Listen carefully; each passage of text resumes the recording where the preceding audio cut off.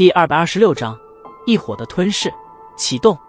将状态逐渐恢复到巅峰之后，萧炎这才缓缓地平静下来，抬着头盯着天空之上那轮弯月许久，轻声一笑，手掌托着青莲座，豁然站起身来。先找个安全点的地点吧。药老低声道。呵呵，好。微笑着点了点头。萧炎四顾着望了下周围的地形，这里是沙漠边缘处的唯一一座山峦，能够将沙漠阻挡在山脚之下，想来这座山峦的体型以及面积绝对不会太小。山峦之中偶尔响起一声声悠久的狼嚎虎吟，他们似乎是在向所有人宣示着，这里的地盘已经有着主人的存在。手掌紧紧地托着青莲座，萧炎脚尖在地面重重一踏，随着一道能量爆炸声响起，身体骤然拔高，矫健地落在一旁的巨树之顶，身体伴随着树枝微微摇晃，目光在周围葱郁的山林之中扫了扫，然后轻点树干，身形宛如是那黑夜之中的大雕一般，飞快地闪掠过重重密林，对着那山峦之上迅速掠去。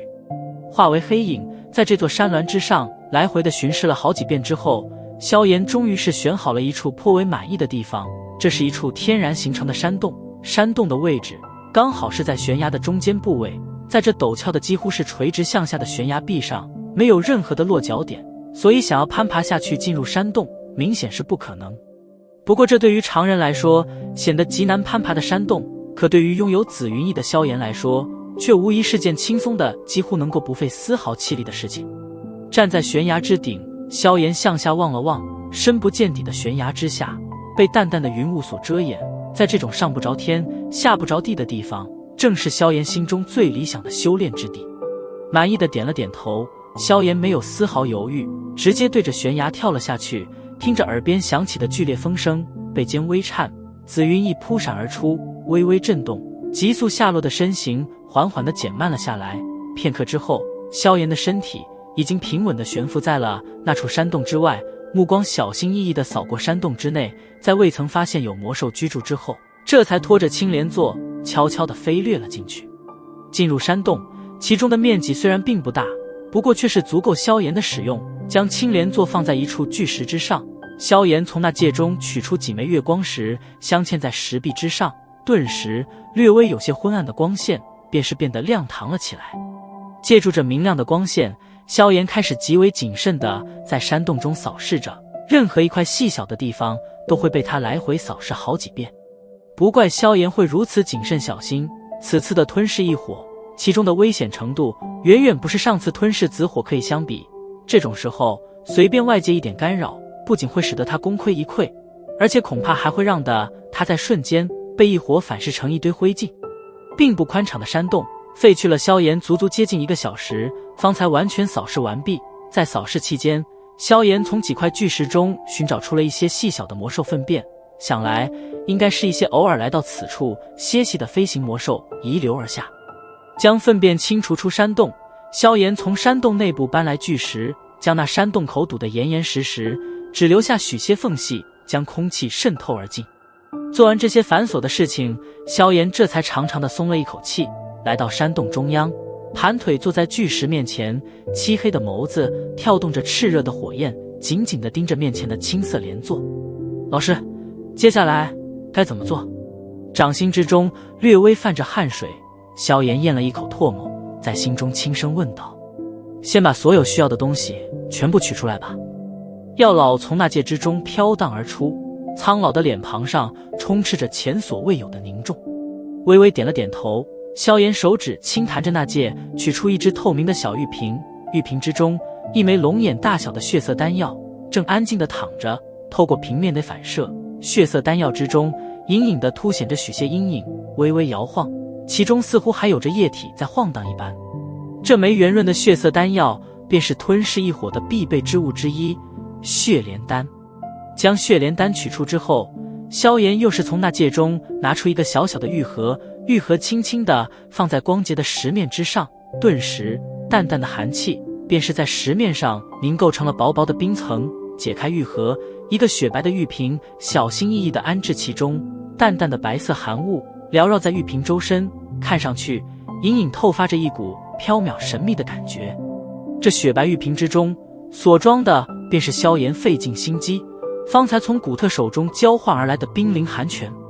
目光瞟过这2种堪称奇宝的物品，药老微微点头，屈指轻弹，一道淡淡的灰色光芒忽然自其指尖缓缓升腾而出，灰色光芒在半空盘旋了一圈，然后轻轻地落在石面之上，光芒消散，露出了其中所隐藏的东西。这是一块拇指大小的灰色石头，通体光滑如玉，没有丝毫的瑕疵，在那石心之中，一点淡蓝的幽光缓缓地蠕动着，犹如一条具有生命力的小虫子一般。这就是那所谓的那灵。望着这块并不是很起眼的小石子，萧炎忍不住有些愕然地问道：这便是那灵，一种极为罕见的天地奇才，只有在高级那石之中，方才能有着极小的几率将之挖掘而出。别小看这么一丁点东西，它的价值绝对远远超过血莲丹以及冰灵寒拳。若非我当年好运得到的话，恐怕即使你现在是得到了一伙，也只能望着它发呆。药老轻笑道。点了点头，萧炎瞟了一眼手指上的那枚纳戒，这只是一枚低级的纳戒，价格便是需要足足好几万的金币，若是中级纳戒，起码得翻10几倍，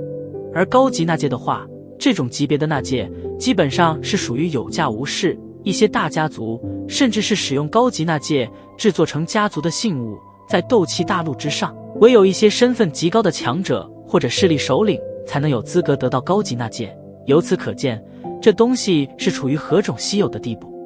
而相比于高级纳戒，这种纳灵无疑更是稀少的有些可怜，恐怕用凤毛麟角来形容它似乎也并不为过。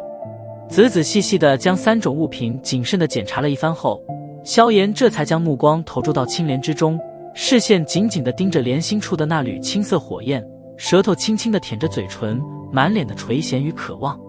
把它释放出来吧。药老沉声道。微微点了点头，萧炎手掌托着青莲座底部，灵魂之力迅速倾进其中，将整个莲座与青莲地心火分割开来，然后小心地将青莲座扯了下来。失去了青莲座的束缚，那股本来极为细小的青色火苗猛然暴涨了将近几倍，只是转瞬时间，青色火苗便是化为一团火焰，悬浮在半空之中。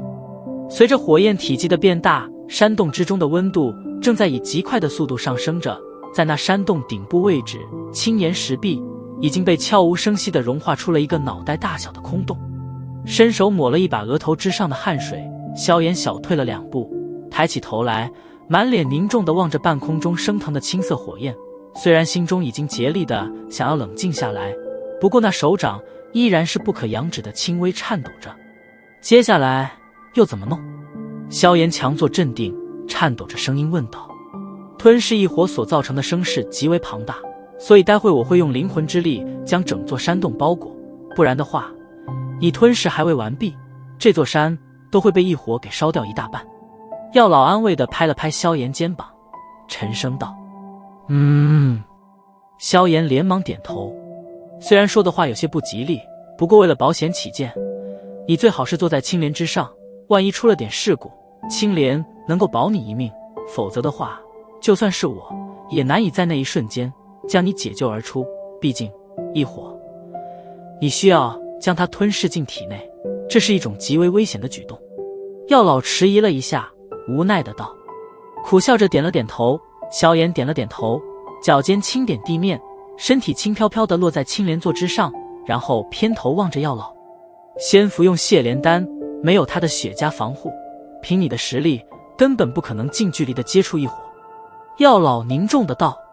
微微点头，萧炎手掌微曲，将那小玉瓶吸进掌心之中，倾斜着玉瓶，一枚龙眼大小，隐隐透着许些光泽的将浑元丹药滚进手中。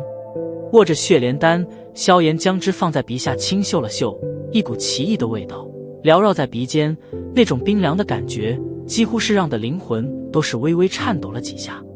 目光紧紧地注视着这枚位列5品级别的丹药，萧炎拳头猛然紧握，然后闭上眸子，将之一把塞进了嘴中。血莲丹刚刚入嘴，便是化为一股略微有些阴寒的能量，迅速地钻进萧炎体内各处经脉之中，最后犹如一层层血膜一般，缓缓地渗透着经脉以及骨骼之中。